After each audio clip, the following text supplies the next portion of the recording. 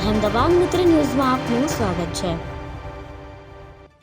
સુરતના સરથાણા વિસ્તારમાં શુભમ કોમ્પ્લેક્સમાં વધુ એક સ્પાની આડમાં ચાલતા કૂટણખાના પર પોલીસ દ્વારા રેડ કરવામાં આવી હતી। પોલીસે 5 મહિલા અને 2 ગ્રાહકને ઝડપી પાડ્યા હતા। જ્યારે રેડ અંગેની જાણ થઈ જતા પાછળની સાઈડ આવેલી બારી તોડીને 2 સંચાલકો ભાગી ગયા હતા। જ્યારે એક મહિલા પણ ભાગવા જતા પહેલા માળેથી નીચે પટકાઈ હતી, જેથી તેને સારવાર અર્થે હોસ્પિટલ ખાતે ખસેડવાની ફરજ પડી હતી।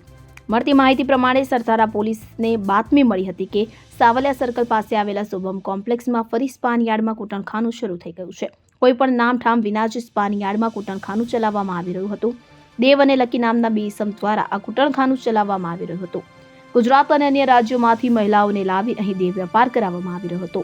સરથાણા પીઆઈ એમ.બી. ઝાલા સહિત પોલીસ જવાનોએ સાવલિયા સર્કલ પાસે શુભમ કોમ્પ્લેક્સમાં સ્પા આડમાં કૂટણખાના પર દરોડો પાડ્યો હતો। પોલીસે અચાનક જ દરોડા પાડતા સ્પામાં હાજર લોકોમાં દોડધામ મચી હતી।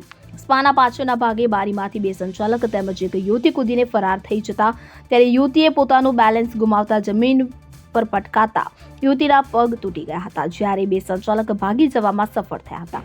અત્રે ઉલ્લેખનીય છે કે શુભમ કોમ્પ્લેક્સમાં સરથાણા પોલીસ દ્વારા આ પહેલા પણ 2 રેડ કરવામાં આવી હતી। પહેલા માળે કોમ્પ્લેક્સના બંને સાઇડ સ્પા ચાલી રહ્યા હતા કે જમણી બાજુ એકવાર રેડ કર્યા બાદ સ્પાની યાર્ડમાં ચાલતું કૂટણખાનું બંધ થઈ ગયું છે, જ્યારે ડાબી બાજુ ચાલતા સ્પામાં આપેલા પણ એકવાર રેડ કરવામાં આવી હતી। જો કે 10 દિવસ પહેલા ફરી અહીં સ્પાની યાર્ડમાં કૂટણખાનું ચાલુ થઈ ગયું હતું। ભાડેથી ચાલતા કૂટણખાનાના નામ માલિક પર પણ કાર્યવાહી કરવામાં આવે તેવી શક્યતાઓ જોવા મળી રહી છે।